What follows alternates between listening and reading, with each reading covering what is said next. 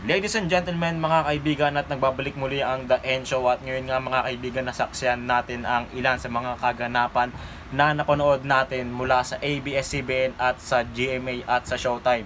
Si Vice Ganda mga kaibigan nagpasalamat sa mga bosses ng GMA dahil sa pagbibigay ng opportunity at pagbubukas ng pinto mula sa It's Showtime, na sinabi na isang napakalaking opportunity na ito para sa amin. Pero ang hindi alam ni Vice Ganda mga kaibigan, na GMA mismo ang masaya dahil nga syempre alam nila yung kalidad ni Vice Ganda na hindi matatawaran, kung kaya agad ito kinagat ng GMA na pagbebenta ng ABS-CBN ng Showtime sa GMA.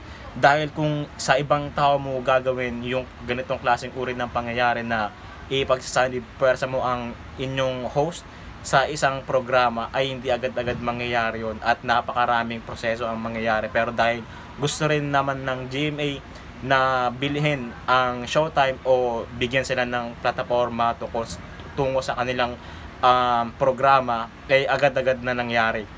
Kung kaya napakalaking success para sa dalawang ito, ang GMA at ang ABS-CBN, dahil alam naman natin na ang dalawang yun napakalaki at talagang magkariban.